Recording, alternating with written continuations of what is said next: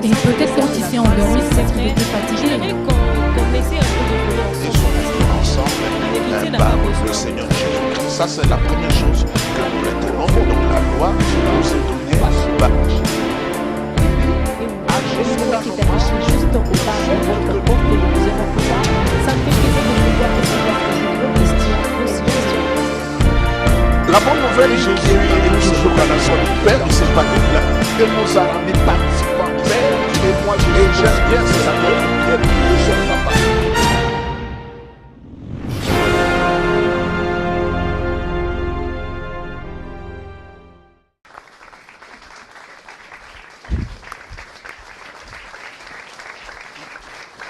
Alléluia et gloire au Seigneur.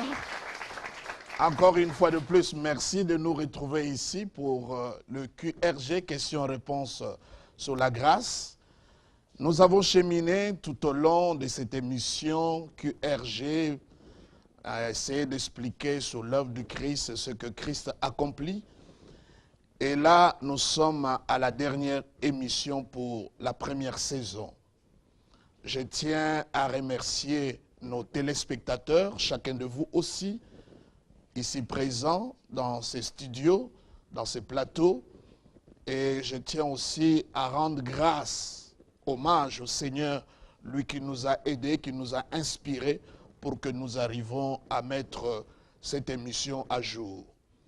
Alors, chers amis, aujourd'hui particulièrement, comme nous sommes en train de parler sur la justice, ça ne sera pas question-réponse. Nous aurons à étudier quelques versets de la Bible, quelques textes de la Bible qui parlent profondément au sujet de la justice.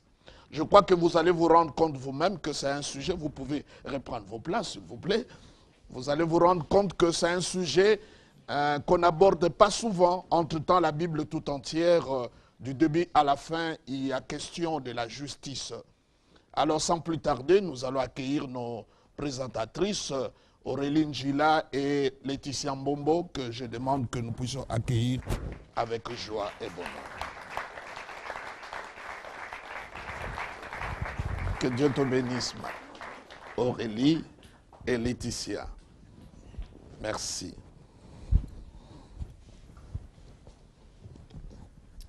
Bonsoir, bonjour, très chers téléspectateurs. De partout où vous nous suivez, nous sommes vraiment dans la joie de vous retrouver dans questions et réponses sur la grâce.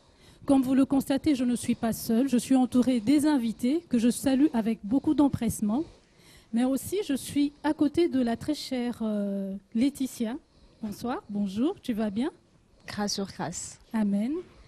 Et très chers téléspectateurs, cette émission n'a pas toute sa beauté sans la source, le moteur qui est le révérend Jean Bosco Kindomba, que je salue aussi. Salut. Il me semble que vous allez bien. Oh, tout va bien, je suis au top et je baigne sous la grâce. Je dis Amen.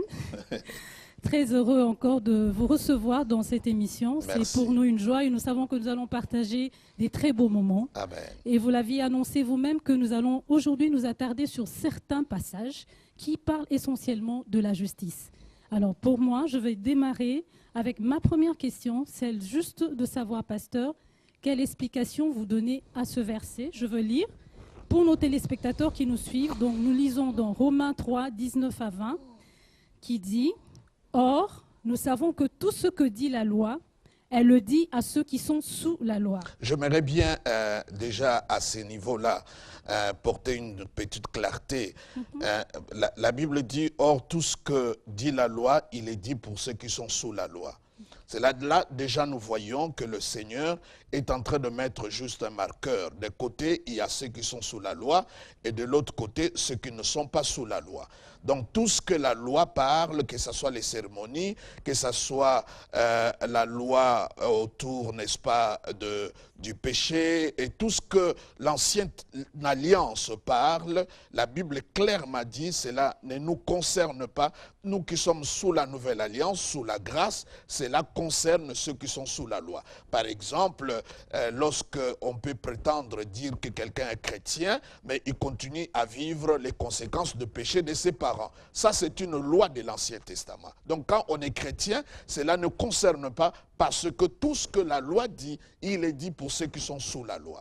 entre-temps, la Bible dit que Jésus-Christ est venu mettre fin à la loi. Donc, à partir de Christ, nous commençons un nouveau régime, nous commençons un nouveau système qui n'est plus sous la loi, mais plutôt sous la grâce. Donc, tu ne peux pas me dire que je suis chrétien et que je continue à vivre les conséquences du péché de mes parents, de mes ancêtres, parce que ça, c'est l'ancienne alliance et la loi qui disait que Dieu punira le péché des parents jusqu'aux enfants, jusqu'à la 4e génération. Mais dans la nouvelle alliance, il dit, je ne me souviendrai plus de leurs péchés. Donc, vous voyez qu'il y a deux alliances tout à fait différentes. Pasteur, avant que je ne puisse continuer avec la suite du verset, parce qu'il y a beaucoup à dire sur ce verset, que dites-vous alors de ces personnes qui ne sont pas chrétiens, mais qui basent leur éthique, leur savoir-vivre sur la loi, parce que dans la loi, on a aussi les 10 commandements.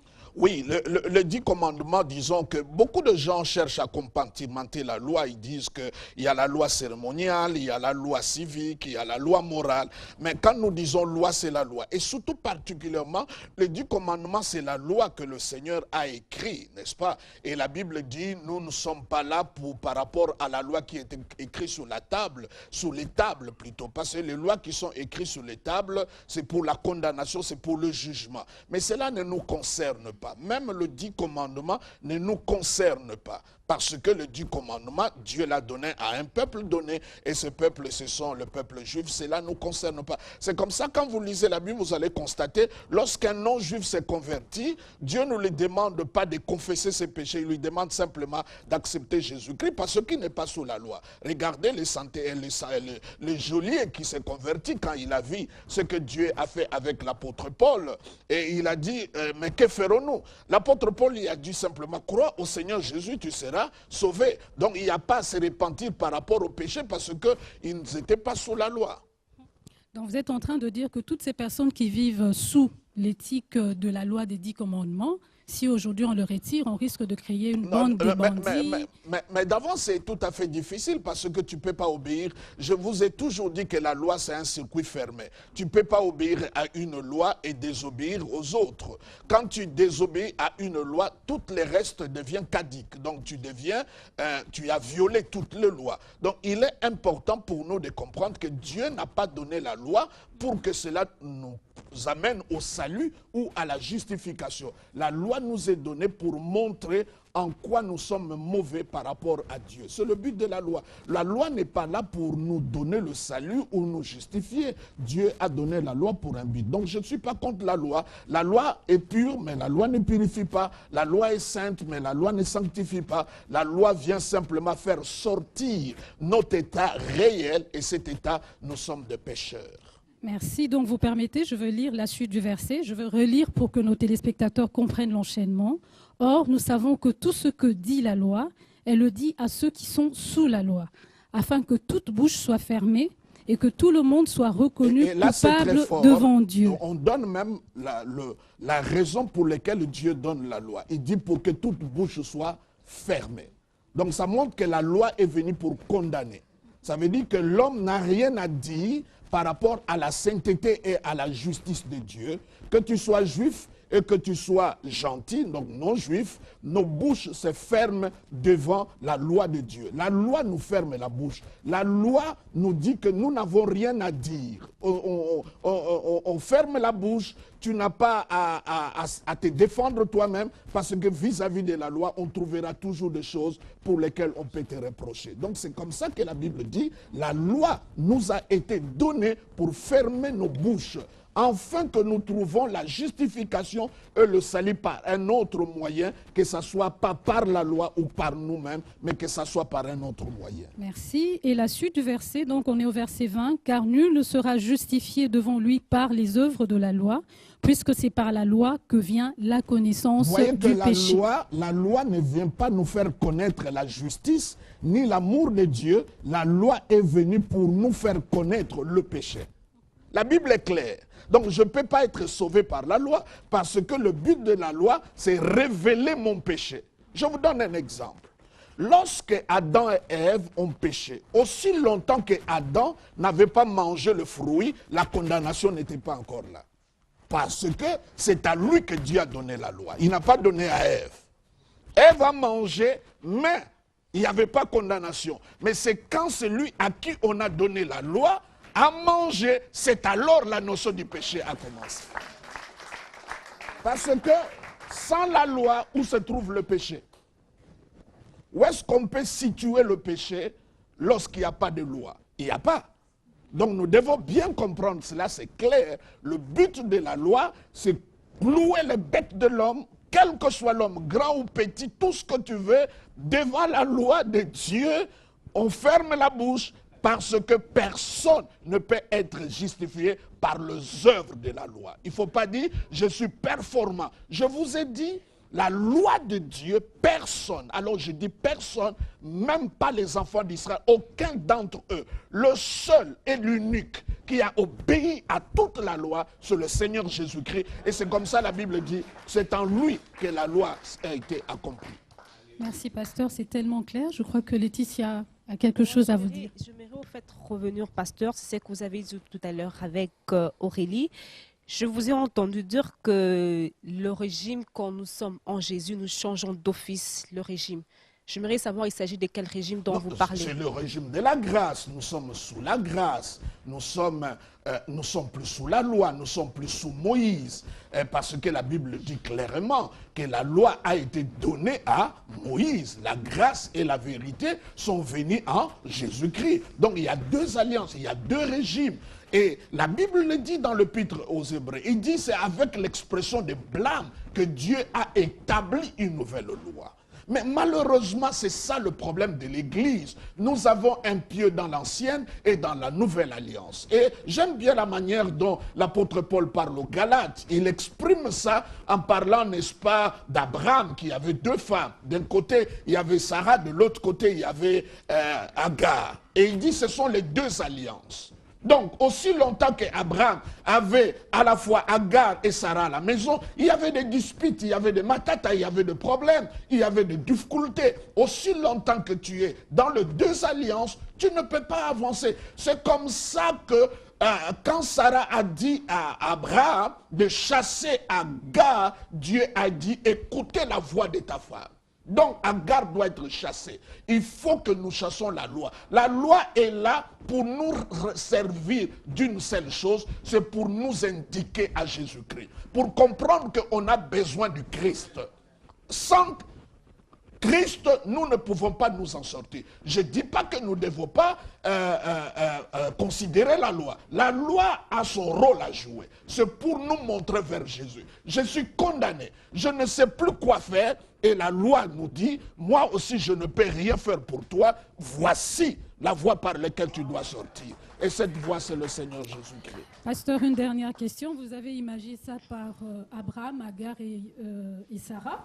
Mais je pense que l'erreur est venue d'Abraham, d'avoir accepté Agar. Et je pense que aussi peut-être que l'erreur est venue de Dieu, d'avoir initié l'ancienne, disons, la loi, et ensuite d'avoir initié la nouvelle alliance avec Jésus. Dieu n'a pas donné la loi pour nous piéger. Non, non, Dieu n'a pas donné ça pour cela. C'est simplement que l'homme, dans sa tendance, il veut s'en sortir seul.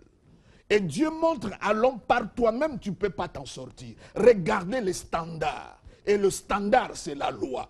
N'est-ce pas? C'est la mesure. Regarde comment, si tu veux t'en sortir par toi-même, les standards que tu dois atteindre. Et standard, c'est la loi. Et l'homme en lui-même ne peut pas. C'est comme cela que nous trouvons la raison, le besoin d'accepter le Seigneur Jésus-Christ. Vous ne me direz pas que le thermomètre est mauvais. Le thermomètre nous sert à montrer le degré de notre fièvre. Mais ce n'est pas le thermomètre qui guérit. On a besoin d'un médicament. Tu ne dois pas casser le thermomètre. Garder la loi, mais ce qui doit te guérir, ce n'est pas le thermomètre ni la loi, c'est le médicament qui est le Seigneur Jésus-Christ. Qui est le Seigneur Jésus-Christ. Révérend Jean Bosco Kindomba, vous l'avez bien dit tout à l'heure, que la loi nous cloisonne, la loi nous renferme. Et si justement la loi nous renferme, qu'est-ce qui nous libère? Mais c'est la grâce en Jésus-Christ. C'est la grâce en Jésus-Christ. Parce que c'est ça la porte de sortie. Et je crois que tout au long de nos émissions, nous avons prouvé ça. Parce que quand les gens parlent de Jésus, ils croient que Jésus est venu juste pour des petites affaires. Non, si Jésus n'était pas là, mais la vie n'est pas vivable, nous sommes rien. Nous sommes rien. Donc le salut, la guérison, la délivrance, tout ce que nous avons, nous les avons en Jésus-Christ. Donc la porte de sortie, c'est comme ça la Bible dit, il n'y a pas de nom par lequel nous pouvons être sauvés, que ce soit dans le ciel ou sur la terre, si ce n'est que le nom de Jésus. Il n'y a pas de religion, il n'y a pas de démarche à faire, c'est Dieu lui-même qui est descendu vers nous. Et c'est très important de connaître cela. Donc il s'est identifié, il s'est incarné, il s'est substitué à nous. Il est devenu propitiatoire pour nous, donc propice, et le même Seigneur nous a justifiés. C'est très bien dit. Je vais nous lire un passage. Il s'agit donc de Romains 3, 21 à 24, qui nous dit, pasteur, mais maintenant, sans la loi, est manifestée la justice de Dieu. Ça, c'est très important. On dit, sans la loi, la justice de Dieu s'est manifestée.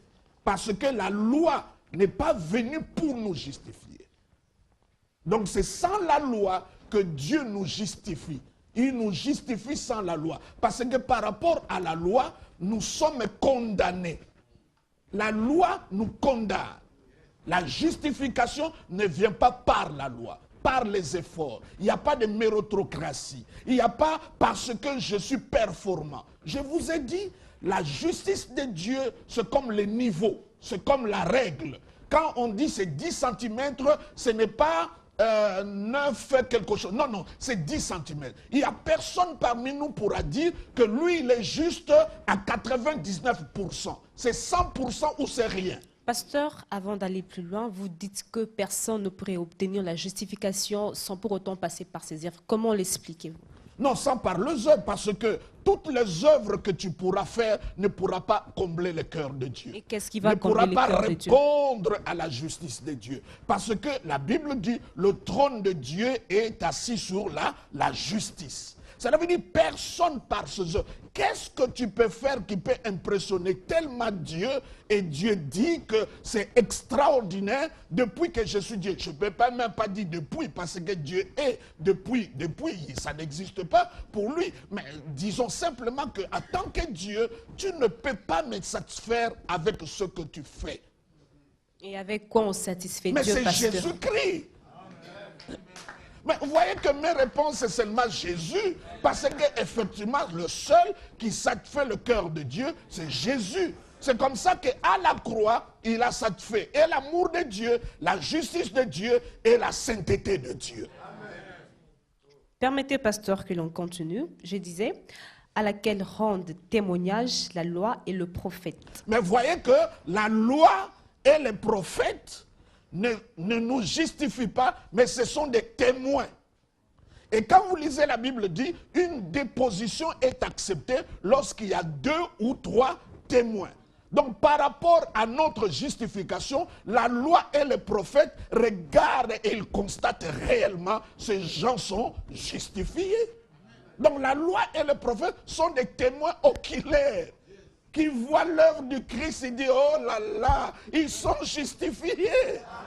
C'est comme ça la Bible dit, quand Jésus s'est transfiguré sous la montagne, il y avait Élie qui représentait le prophète et il y avait Moïse qui représentait la loi. Et la confusion est entrée, Pierre et les autres voulaient les mettre au même pied d'égalité. Et la Bible dit tout d'un coup, les deux ont disparu et Jésus est resté seul. C'est ça ma prière, que Dieu t'amène à un endroit où Jésus reste seul. Ce n'est pas parce que je suis beau, je suis intelligent, j'ai telle personne, que Jésus soit seul. Et Dieu a dit, celui-ci est mon fils bien-aimé, écoutez-le. N'écoutez pas la loi, n'écoutez pas les prophètes, écoutez-le. Celui-là, Jésus. C'est lui. J'ai continué avec ma lecture. Justice des dieux par la foi en Jésus-Christ. Vous voyez, la justice s'obtient par la foi.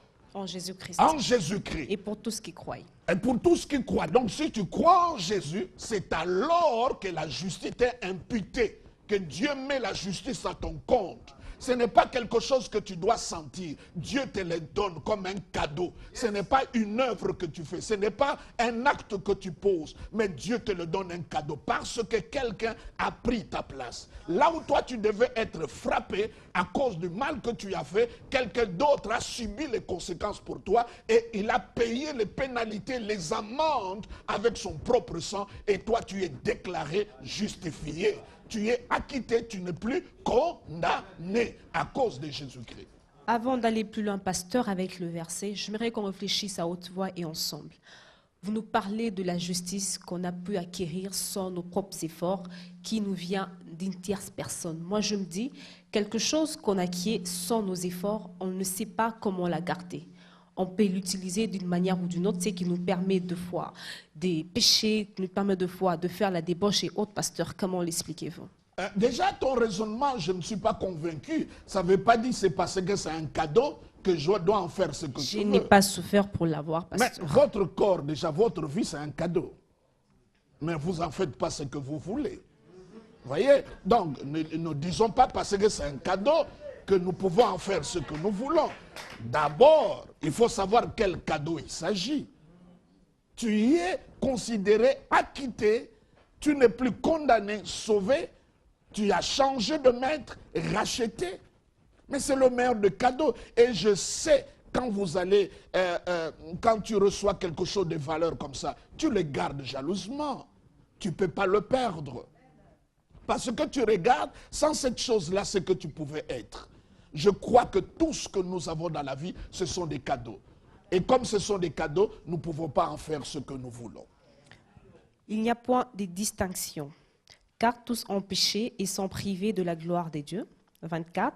Et ils sont gratuitement justifiés par sa grâce, par le moyen de la rédemption qui est en Jésus-Christ. Ils sont gratuitement justifiés. Vous voyez, ça revient que la justification que nous avons, Dieu nous le donne comment? Gratuitement, par grâce, au moyen de la foi, à cause de la rédemption. Vous savez, parce que Jésus-Christ nous a rachetés. La justice de Dieu, même Satan ne peut plus rien faire. Parce que Jésus-Christ a comblé, a répondu à la justice de Dieu, et de l'autre côté, notre statut a changé. Ça veut dire, quand on est justifié, ou bien quand on est juste, ça veut dire, tu n'as aucun sentiment, tu n'as aucune pensée de condamnation, de culpabilité, parce que tu es acquitté. Dieu te déclare juste. Et devant le diable, tu n'as pas de sentiment d'infériorité. Même lorsqu'il vient t'accuser, tu sais que tu es non coupable. Tu es acquitté. Le sang de Jésus-Christ t'a lavé. Et c'est là Dieu nous le donne gratuitement. J'aimerais là, peut-être, pasteur, parler un tout petit peu de David. Je reste toujours dans le livre de Romains. Là, c'est Romains 4,6 qui nous dit « David exprime le bonheur de l'homme à qui Dieu impute la justice sans les œuvres. » Je continue. Alors, pasteur, dites-moi, quelle compréhension pourriez-vous nous donner à ces textes de Romains 4,6? Donc, quand tu lis l'épître Paul aux Romains, toute l'épître Paul aux Romains, je demande à tous les pasteurs, vous ne pouvez pas être pasteur sans maîtriser l'épître aux Romains. Parce que l'épître aux Romains, c'est ça qui explique le salut. Et là, l'épître aux Romains, c'est vraiment un classique extraordinaire, parce que le chapitre 1er, le chapitre 2, le chapitre 3 nous parlent, n'est-ce pas, de l'homme dans son péché, dans sa condamnation, que tu sois juif et que tu ne sois pas juif. Maintenant, dans le chapitre 4, il amorce maintenant la démarche de la manière dont nous sommes justifiés. Parce qu'il dit, tous ont péché, sont privés de la gloire de Dieu. Donc, quelle que soit la personne, tous nous sommes des pécheurs. Nous sommes privés de la gloire, de la présence du Seigneur. Mais maintenant, au chapitre 4, il donne des moyens par lesquels nous sommes justifiés. Il dit, la foi en Jésus-Christ nous justifie. Et là, maintenant, il donne des exemples des personnes qui ont été justifiées sans les œuvres. Il commence par Abraham et maintenant, il met le sceau sur David. Et j'aime bien le passage parce qu'il dit que Dieu ne nous juge pas par rapport à ce que nous faisons. C'est ce que ça veut dire. Si Dieu devait nous juger par rapport à nos actes, parce que même quand on parle du péché, le péché ce n'est pas seulement ce que tu fais. Il y a des péchés d'omission, il y a des péchés de commission. Et le péché aussi peut être au niveau simplement des motivations. Donc tu as des mauvaises intentions. C'est là où commence même le péché. Parfois, lorsque nous disons telle personne a péché, ça c'est ce que nous voyons à l'extérieur. Mais le péché a commencé déjà au niveau de la pensée. Et la Bible nous montre que personne ne peut être juste à ce niveau-là. Et David dit, heureux celui, c'est un béatitude. Il dit, heureux celui que le Seigneur a pardonné et à qui il n'a pas imputé le péché. Cela veut dire une personne que Dieu ne juge pas par rapport à ce péché. Si aujourd'hui Dieu devait nous juger chacun selon nos péchés, personne ne sera sauvé et personne ne pourra être justifié. Et c'est sur base de quoi que Dieu nous juge? S'il ne nous juge pas selon nos œuvres ou encore selon nos péchés, peut-être le vous le dites, pasteur. Dieu nous juge par rapport à lui-même. Cela veut dire, lorsque Dieu s'est identifié, il a pris notre place. Cela veut dire, il est devenu comme nous. Et au lieu simplement de s'arrêter à l'identification, il s'est substitué. Il a pris notre place. Nous sommes devenus un avec lui. Il a pris notre place en Jésus-Christ. Au lieu seulement de se substituer, avant cela, il s'est incarné. Il a pris la forme de la chair, incarné. Et après cela, il est la substitution, je viens de le dire, cela veut dire qu'il a pris notre place. Toute la condamnation qui devait nous frapper, il a déposé ça sur lui-même et sur la personne de Jésus-Christ. Et par cette voie-là, ni les anges, ni le diable pourra dire que Dieu est injuste. Parce qu'il dit, mais l'homme a péché, pourquoi tu le laisses vivre? Il dira, quelqu'un d'autre est mort à sa place. Donc Dieu a respecté sa parole, Dieu n'a pas violé ce qu'il a dit et tout, il a déposé ça sur le Seigneur Jésus-Christ. Que je m'en que nous acclamons très fort parce que mes bien-aimés, je l'ai dit et je le répète encore, Jésus-Christ est le centre de tout. J'ai dit à quelques pasteurs, tu peux être croyant, aimant Dieu, mais être un antichrist. Toutes les religions du monde, on est d'accord sur ce qui concerne Dieu. Mais c'est quand il s'agit de Christ où il y a des désaccords. C'est comme ça la Bible ne dit pas anti-Dieu, il dit antichrist. L'apôtre Paul, lorsqu'il tuait les chrétiens, il était pour Dieu, mais il était contre Christ. Donc dans une église, un prédicateur qui ne ramène pas les choses sur Jésus-Christ, je ne dis pas que c'est un antichrist, mais je peux dire que c'est un antéchrist. Et c'est grave d'être un antéchrist. Nous devons revenir à Jésus-Christ et à Jésus-Christ seul. Pasteur, je reviens sur ce que vous avez dit avant de passer peut-être la parole à Aurélie Gila. Moi, dans ces cas, alors, je dirais plus de questions de culpabilité, plus de questions d'avoir peur que je suis maudit par mes pères, par mes arrière-grands-parents, tout ça, puisque je suis justifié, plus de condamnation. Ça, vous l'affirmez, pasteur. Mais oui, la Bible dit maintenant, donc, il n'y a point de condamnation pour ceux qui sont en Jésus-Christ. Quand tu es acquitté, quand tu as reçu une mesure de grâce, mais c'est fini. On ne peut plus te condamner, tu es pardonné. C'est une licence à tout. Pourquoi une licence? Parce que je mais suis si justifié. tu arrives à pécher, mais tu as un avocat à la droite du Père. Je n'en ferai pas une habitude ou je ne veux pas abuser, pasteur. Parce que je sais que j'ai un avocat. Tout ce que je pourrais faire, il est là toujours pour plaider en ma faveur. Je suis tellement étonné lorsque je parle de cela, on me pousse à dire, est-ce que c'est une licence? Est-ce que pour que les gens pêchent, ils ont besoin de mon autorisation? Les péchés que les gens ont commis aujourd'hui, c'est moi qui les ai permis? Non, pas du tout. Donc, la Bible dit, lorsque même nous sommes sous la grâce, le péché n'aura pas le pouvoir sur nous. Tu sais que quand quelqu'un se sent aimé, il ne fera pas de bêtises par rapport à la personne qu'il aime. Jésus-Christ m'aime tellement que je ne ferai pas de choses qu'il n'aime pas. Donc, moi, par rapport aux autres, j'utilise l'amour pour nous sanctifier. Les autres utilisent la peur pour nous sanctifier. C'est à vous de choisir. Merci, pasteur. C'est vraiment très profond ce que vous dites. C'est vraiment profond. Et moi, j'aimerais quand même revenir encore dans Romains 4, 6. David exprime le bonheur de celui à qui on impute le péché sans œuvre. Et j'ouvre une parenthèse parce que, en voyant dans Zacharie 3, je crois que vous connaissez bien ce passage, on nous parle du souverain sacrificateur Josué, qui se retrouve non seulement devant l'ange de l'Éternel, il se retrouve devant l'Éternel et à côté de lui, il y a le diable. Et qu'est-ce que le Seigneur fait? Qu'est-ce que l'Éternel fait? L'Éternel dit à Satan, je te reprime, je te reprime, je te reprime. Jérusalem, que tu vois là, a été choisi et c'est un tisson qui est arraché du feu. Et vous allez remarquer que plus loin, quand il le dit, aux côtés de tout ce que le Seigneur est en train de dire, vous vous rendez compte que Josué a encore des vêtements sales sur lui. Il a des vêtements sales et c'est là qu'on demande après qu'on puisse lui ôter ses vêtements. Donc on sait comprendre que face à cette situation, Josué n'a fait aucun effort pour qu'on puisse lui imputer son péché. Quelle lecture faites-vous sur ce passage ? Non, mais Aurélie, là tu es en train de prendre un passage extraordinaire que j'intitule « L'adorateur et l'accusateur ». L'adorateur, c'est Dieu, parce que le prophète était devant, et l'adoré, c'est Dieu, et l'accusateur, c'est le diable. D'abord, c'est son travail. Il cherche à nous accuser. Entre-temps, nous ne sommes pas coupables. Dieu nous a pardonné. Nous l'étions sans Jésus-Christ, mais en Jésus-Christ, nous sommes non coupables. Il n'y a plus de condamnation pour ceux qui sont en Jésus-Christ. Donc c'est là maintenant, ce passage vient simplement éclairer ce que je suis en train de dire. Devant les accusations du diable, Josué n'avait rien à dire. Et c'est Dieu qui a ordonné qu'on enlève les habits sales et à la place on remplace des habits propres.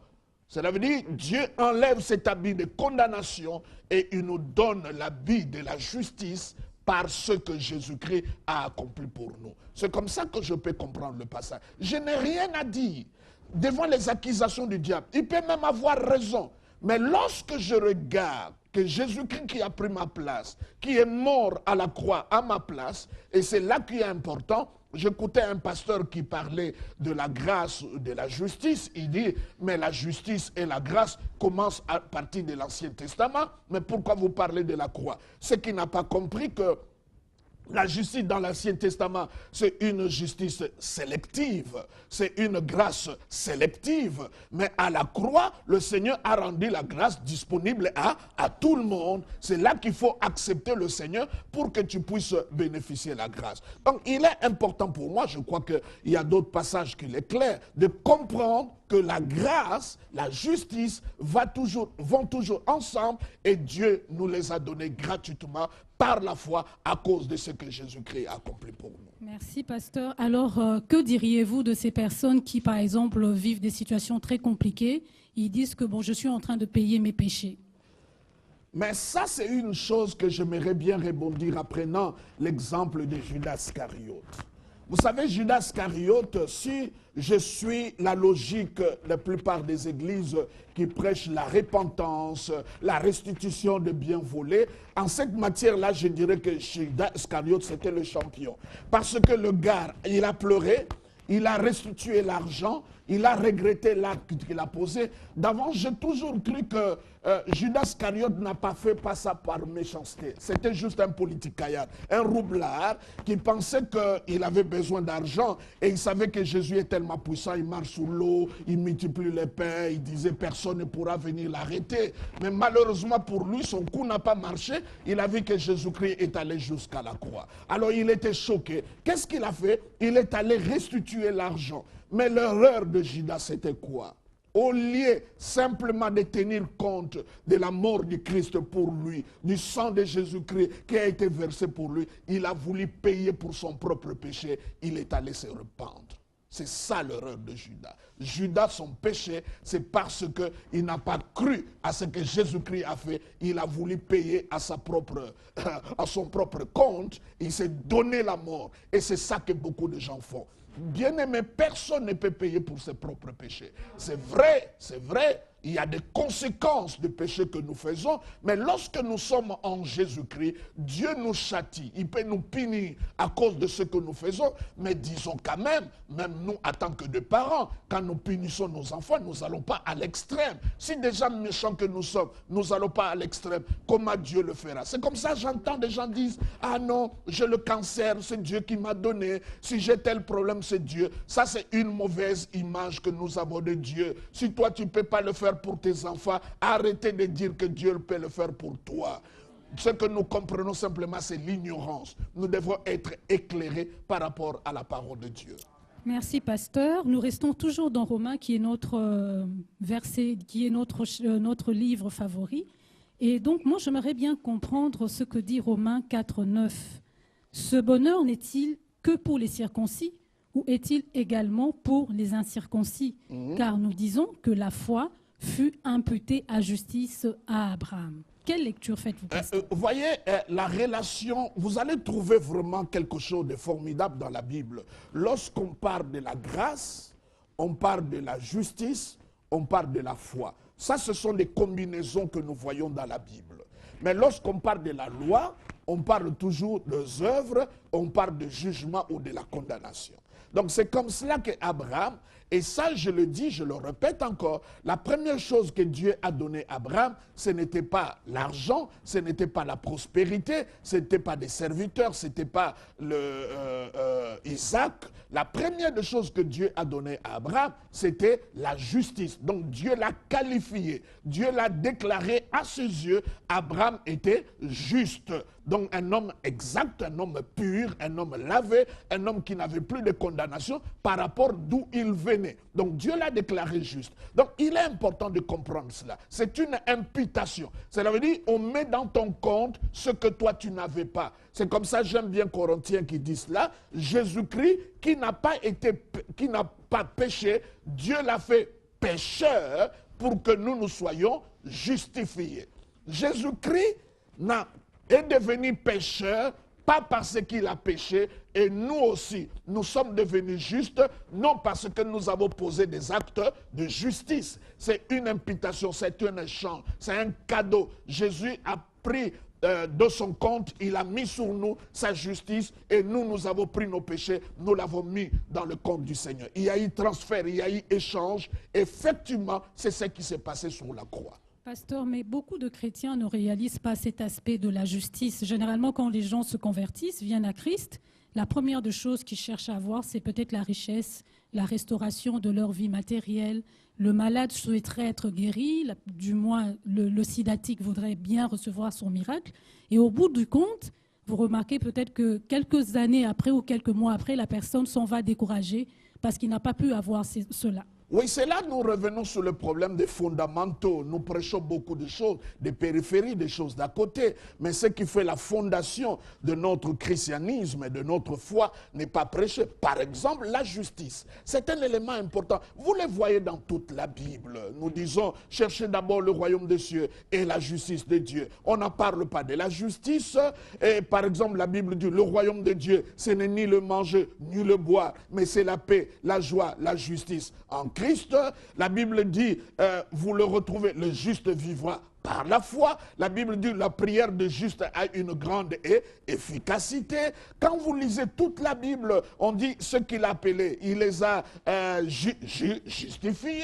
La Bible dit, Jésus-Christ est ressuscité pour notre justification. La Bible dit, si tu confesses de ta bouche, tu crois dans ton cœur, Dieu l'a ressuscité. C'est alors que tu vas obtenir la justice. Donc partout dans la Bible, il s'agit de la justice, mais malheureusement, nous allons dans d'autres sujets qui sont que les conséquences des réalités spirituelles que nous devons vivre à cause de ce que Jésus-Christ a fait. Nous devons revenir à ces fondamentaux, nous devons revenir à ces enseignements de base qui font notre foi et notre christianisme. Étant donné que, pasteur, vous parlez de justice comme étant fondamentale dans la vie du chrétien, dans la vie de l'Église, est-ce que vous pouviez redonner une définition à la justice?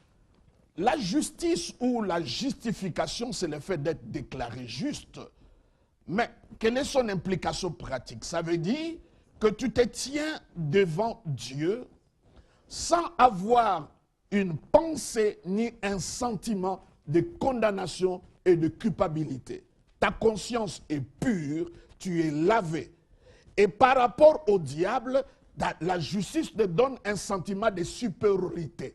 Donc tu es supérieur au diable. En d'autres termes, une personne qui est justifiée, il est comme Jésus. Il est comme Jésus. Parce que Dieu l'a déclaré juste. C'est comme cela. Aujourd'hui, si le président accorde une mesure de grâce à quelqu'un, c'est le président lui-même qui décide les raisons pour lesquelles il a accordé la grâce à la personne qui a été condamnée. Et cette personne sort de la prison, on ne va plus tenir compte, il peut te promener comme il le veut, on ne tiendra plus compte de ce qu'il a fait. C'est ce que le Seigneur a fait. Si déjà dans nos pays, il y a des mesures de grâce, mais comment Jésus-Christ est venu sur la croix, nous continuons à dire, tu peux être chrétien, mais tu as des esprits de condamnation. Ce n'est pas exact, c'est faux, ce n'est pas biblique, c'est juste peut-être nos propres pensées que nous voulons donner une couverture en utilisant les versets de la Bible.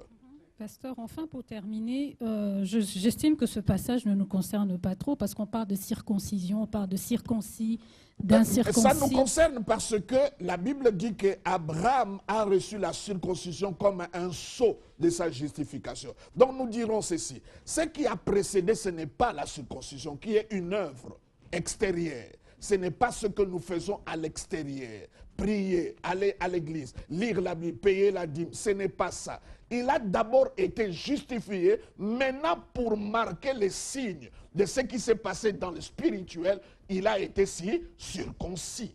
Donc les actes que nous faisons à l'extérieur doivent refléter quelque chose qui s'est fait déjà au niveau spirituel. Donc Abraham a été circoncis juste pour mettre le sceau. C'est comme on n'écrit pas une lettre, on t'envoie un sceau. Juste une lettre avec un sceau. Ça n'a pas de sens. Il faut d'abord la lettre et le sceau vient après. Donc la circoncision était là simplement dire, ce garde que vous voyez extérieurement, surtout qu'à cette époque-là, la dévotion, la foi, l'adoration, c'était par les éléments extérieurs. C'est comme ça que Abraham avait la circoncision. Mais ce n'est pas la circoncision qui a fait d'Abraham justifié. Il a d'abord été justifié et le sceau était la circoncision pour marquer que cette personne était acceptée par Dieu.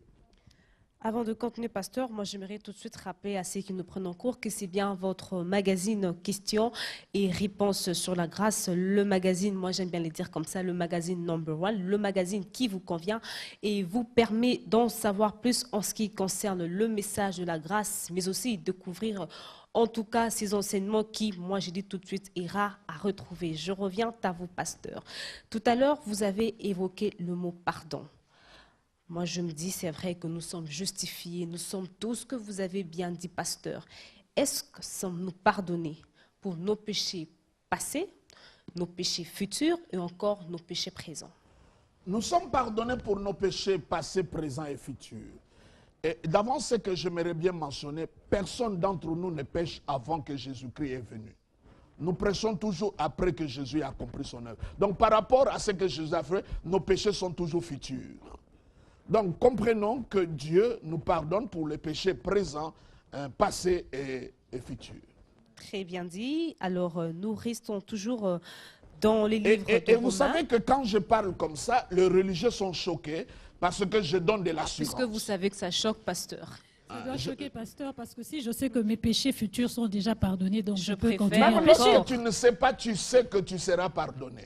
Il ne faut pas faire semblant. En tout cas, vous serez Aussi d'accord avec moi. longtemps qu'on est sur cette terre, des hommes, on le sait. Donc, Le dire tout haut, pasteur, c'est vraiment comme Laetitia l'a Aurélie, dit je l'ai dit, avant. c'est vraiment une licence. Vous êtes C'est d'accord une avec moi licence. et vous me rejoignez, pasteur. Non, pas du tout. bien Ce sûr n'est pas que oui. une licence. Ce n'est pas une licence. comme tu dis à Effectivement, un enfant. quand l'amour de Dieu envahit votre cœur, quand vous voyez ce qu'il a fait pour vous, vous ne pouvez que lui répondre par l'amour, en faisant que ce que lui aime. Parce que la réponse de l'amour, c'est l'amour. Mais pasteur, ce passage, vous n'allez pas le donner même à un nouveau converti. Parce que ça peut être pris dans un sens comme dans un autre. Non, mais il n'y a pas de problème. Laissez le nouveau converti faire ses erreurs et grandir après. Il y a pas de Mais problème dans pour ses ça. erreurs aussi, il peut sortir et ne plus Pardon, revenir. pas du tout. Dans ses Mais erreurs, c'est là, comme il ça peut qu'il y a aussi. de pères et de mères spirituels dans l'Église. C'est pour les encadrer. C'est très bien dit, pasteur. Je disais donc que c'est Romains 4:11 qui dit il reçut les signes de la circoncision comme sceau de la justice. Non, on en a déjà parlé, voilà. Je vais revenir sur quelque chose. Oui. Et c'est très important, pasteur. Il reçut les signes de la circoncision comme sceau de la justice qu'il avait obtenu par la foi. Il était incirconcis afin d'être le père de tous les incirconcis qui croyaient pour que la justice, leur fille, soit imputée. Moi, je me dis, c'est vrai. C'est plus clair et facile de comprendre, pasteur. Mais moi, je me dis, dans ces versets, que vient faire le père ou tous ceux qui sont incirconcis? Oui, vous savez qu'Abraham n'a pas vécu sous la loi. C'est ce que les gens... Abraham n'est pas de l'Ancienne Alliance, il est de l'Ancien Testament. Parce que l'Ancienne Alliance a commencé par Moïse. Donc c'est là qu'il faut déjà comprendre qu'à ce niveau-là, à ce moment-là, Abraham, déjà, la manière qu'il a été justifié par la loi n'existait pas.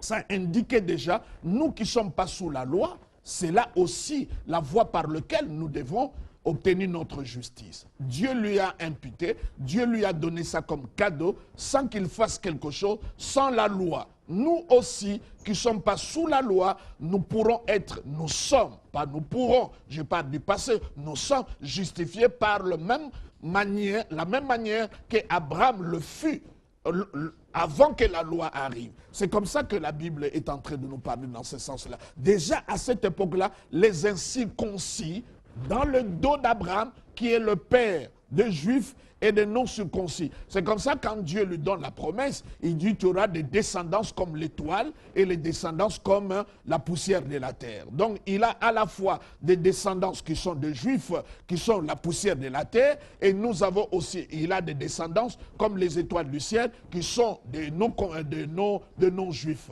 De toutes ces deux catégories, nous formons tous la famille de Dieu par laquelle nous sommes nés d'Abraham. Puisque, pasteur, c'est toute une émission consacrée aujourd'hui à la justice et aux Écritures, alors moi, j'aimerais savoir quels sont les mécanismes ou encore des procédures à adopter pour devoir parvenir ou embrasser cette grande famille qui sont déjà justes, pasteur. La Bible nous montre que la justification nous est donnée en croyant en Jésus-Christ. C'est par la foi, ce n'est pas par ce que je sens. Juste le fait de dire Jésus-Christ, je t'accepte, comme c'est lui qui a subi toute la condamnation que tu devais subir et que lui, il a pris ta place, quand tu l'acceptes, tu t'identifies au Seigneur, donc tu es justifié au même moment que le Seigneur. Donc, c'est en acceptant le Seigneur Jésus-Christ et à son œuvre que tu es justifié par la foi, pas par la méritocratie, pas par ce que nous faisons, juste le fait de croire. Tu crois dans ton cœur, tu confesses de ta bouche, tu as la justice de Dieu. C'est très bien dit, pasteur. Permettez-moi encore de nous lire un verset. Là, nous sommes dans Romains 5, 17, qui nous dit « Si par l'offense d'un seul... » Ça, c'est très important. On dit « si par l'offense d'un seul ». On ne dit pas l'offense de plusieurs. C'est une question de représentants. Par l'offense d'un seul. Donc, il y a eu un représentant que nous appelons le premier Adam. Par son offense à lui seul, comment ça continue le verset? Si par l'offense d'un seul, la mort a régné par lui seul. Et nous sommes convaincus de cela, que par l'offense d'un seul, la mort, la maladie, les situations, les malédictions règnent à cause d'un seul. Et là, tout le monde est convaincu. Tout le monde est d'accord. Personne ne dit le contraire. Nous sommes sûrs, ce que nous vivons, c'est à cause d'Adam. C'est lui seul. Je n'étais pas là lorsque Adam a péché, mais parce que je suis son descendant, je vis les conséquences de ce que Adam a fait. On dit par lui seul. Et je répète à nos téléspectateurs, c'est une question de représentation. Et ici, il s'agit d'Adam. Maintenant, prenons la deuxième partie du texte.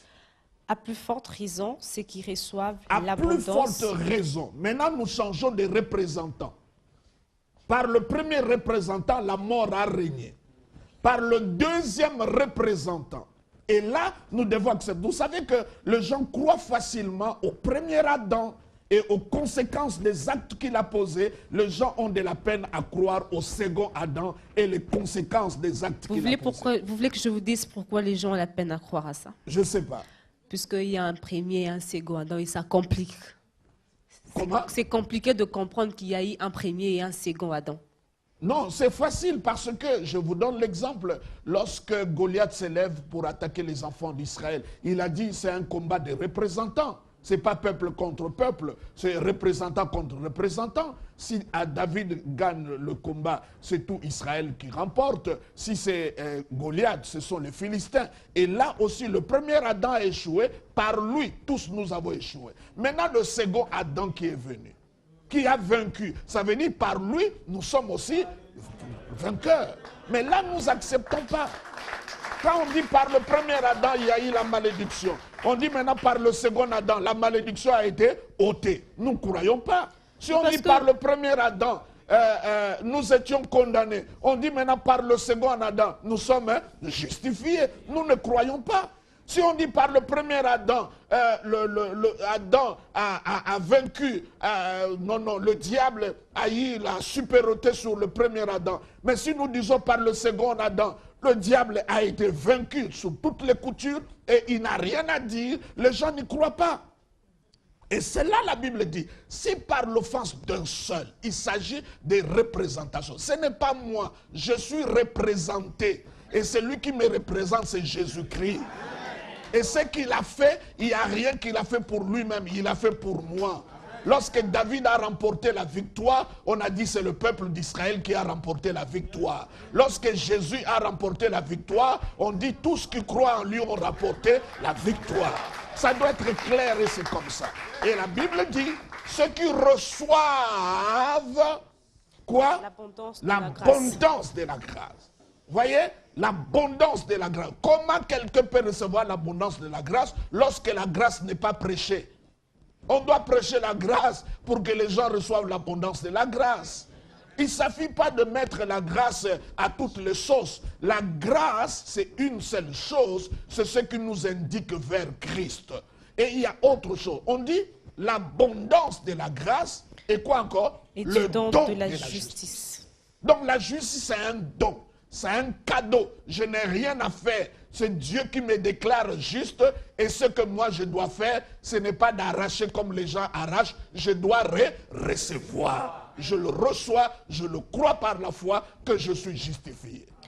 Donc, pasteur, là, vous confirmez, vous le dites à haute voix qu'il n'y a plus question de faire de prière pour arracher.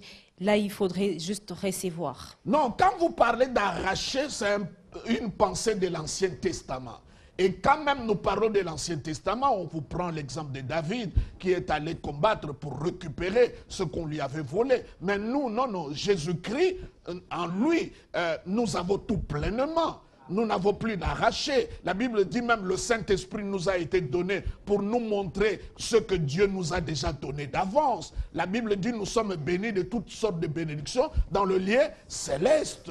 Donc il est important pour nous de comprendre que nous ne devons pas arracher, nous devons simplement recevoir. À tous qui l'ont reçu, il s'agit de recevoir. Et c'est simple que cela. C'est très bien dit, pasteur. Mais j'aimerais bien ajouter, on dit, celui qui reçoit l'abondance de la grâce et le don de la justice régneront dans la vie en Jésus-Christ. Ça veut dire, si quelqu'un doit régner, il doit avoir deux choses. L'abondance de la grâce et le don de la justice. Et si le diable ne veut pas que tu règnes, il va attaquer la grâce et il va attaquer la justice. Il va toujours te convaincre que tu n'es pas justifié. Il va t'accuser. Et comme il ne peut plus nous accuser auprès de Dieu, parce que Jésus-Christ est allé dans le tabernacle, il a répandu le sang, il nous accuse maintenant dans notre propre conscience. Ou il nous accuse par ce qui nous entoure. Mais entre-temps, la Bible dit qu'il n'y a point de condamnation pour ceux qui sont en Jésus-Christ. Avant peut-être, pasteur, de pouvoir passer la parole à Aurélie, j'aimerais que nous puissions lire ces versets. Nous restons dans le livre de Romains, mais cette fois-là, c'est Romains 10, 1 à 4, qui dit « Frères, le vœu de mon cœur et ma prière à Dieu pour eux, c'est qu'ils soient sauvés. Je leur rends témoignage qu'ils ont du zèle pour Dieu, mais sans intelligence. » Ça c'est important, il parle, n'est-ce pas, à ses concitoyens, des Juifs, qui n'acceptent pas la grâce, qui croyaient que le salut peut être obtenu par leurs œuvres. Il dit, ils ont du zèle, ils sont engagés, ils ont du courage, ils ont du niaque, ce sont des gens vraiment très forts. Mais il ajoute quelque chose, ils ont du zèle, mais sans intelligence. Sans intelligence. Pourquoi sans intelligence? Ne connaissant pas la justice de Dieu. Ne connaissant pas la justice de Dieu. Et cherchant à établir leur combien propre de justice. chrétiens aujourd'hui ne connaissent pas la justice de Dieu? Les gens sont zélés dans les églises. Ils prient du matin au soir. Toutes sortes de combats, toutes sortes de prières. Je ne peux même pas utiliser les qualificatifs que les gens utilisent dans la prière. Puisqu'on dit, pasteur, prier sans cesse. Mais prier sans cesse, ça veut dire quoi? Crier à tout moment. Mais C'est pas plus à tout facile moment. de comprendre, Non, non. pasteur. Mais même ce passage-là est très bien. Il dit, soyez toujours joyeux, rendez grâce à Dieu, priez sans cesse. Donc pour prier sans cesse, il faut d'abord être joyeux. Rendez grâce à Dieu. Ça veut dire la prière qu'on doit faire sans cesse, c'est la prière qui concerne à rendre grâce à Dieu. Donc il est important, je reviens sur ces passages parce que c'est très important pour nous de comprendre cela. La suite, et cherchant à établir leur propre justice. Vous voyez, ils cherchent à établir leur propre justice. Et vous le voyez dans toute la Bible. Je donne un exemple particulier. Il y a deux personnes dans la Bible et les deux textes sont presque juste opposés. Il s'agit d'un jeune homme riche qui est venu auprès de Jésus, qui croyait qu'il était juste par lui-même.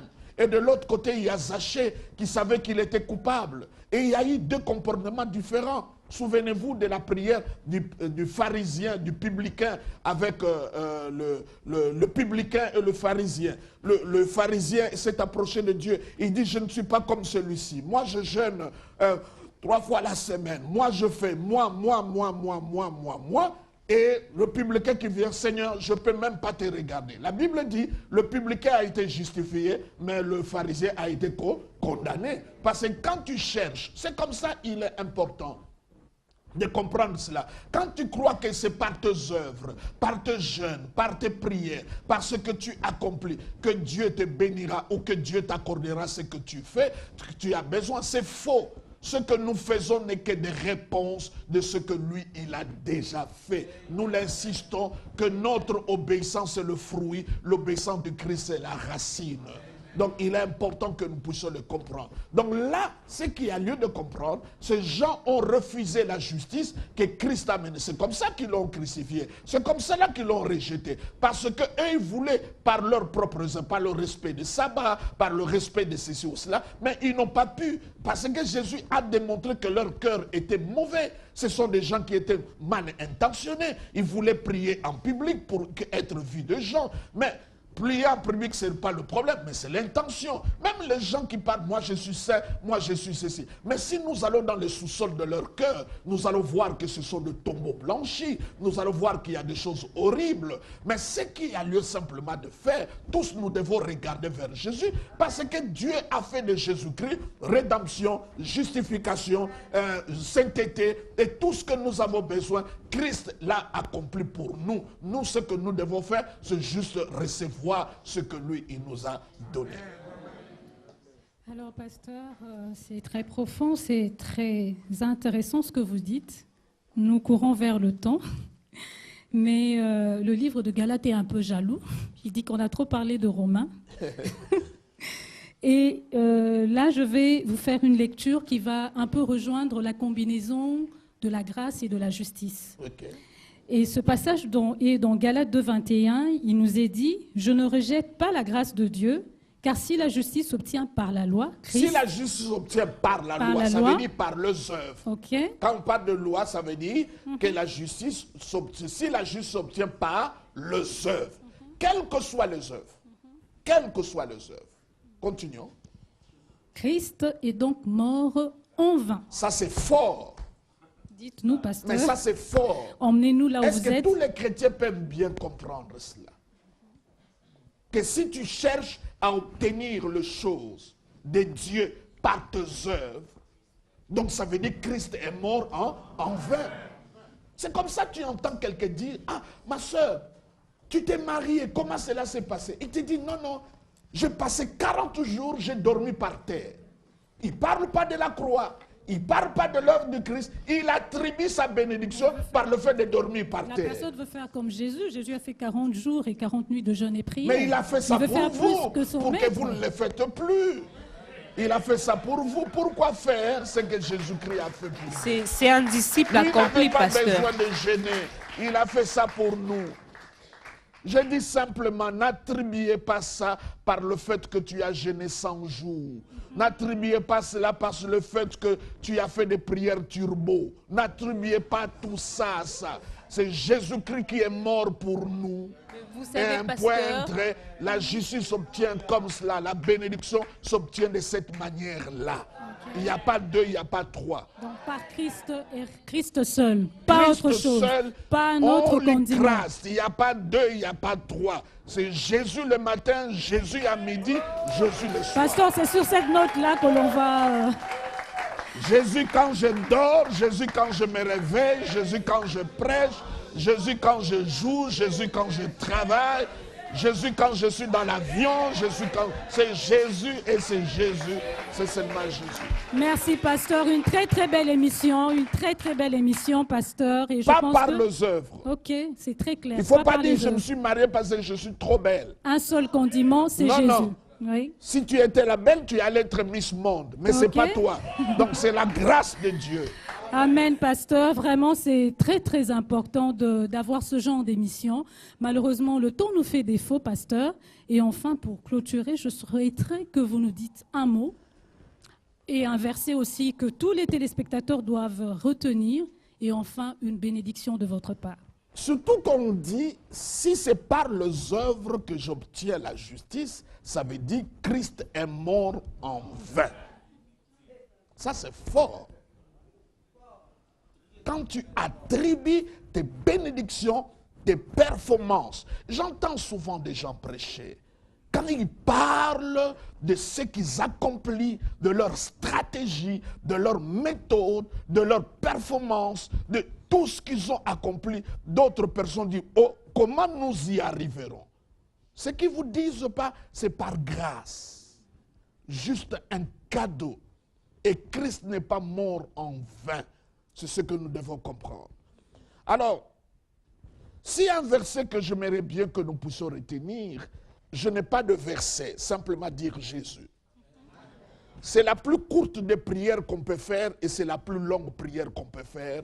Cette prière-là, c'est Jésus. Parce que tout ce que nous avons besoin est en Jésus-Christ. Je n'ai pas le temps de dire Jéhovah Jireh, Jéhovah Tchekounou, Jéhovah Nissi, Jéhovah Sabaoth, Jéhovah Shalom. Tous les Jéhovah là sont en Jésus-Christ. Donc quand tu as Jésus, tu as tous les Jéhovah là. Dieu nous a donné un seul nom par lequel nous sommes sauvés. C'est le nom de Jésus-Christ. Merci, pasteur. Très chers téléspectateurs, chers invités, vous avez sûrement aimé cette émission. Nous sommes à la fin. Et si vous avez besoin de nous contacter, n'hésitez pas, ne vous inquiétez pas. Nos coordonnées sont reprises au bas du petit écran. Vous avez nos téléphones, vous avez nos adresses e-mail, l'Internet où vous retrouverez notre site web. N'hésitez pas de nous contacter parce que nous avons une formidable équipe et dévouée qui sera prête à recevoir vos questions, vos préoccupations. Et pour finir, je dis au revoir à Laetitia et une très bonne suite de programmes. Que Dieu vous bénisse.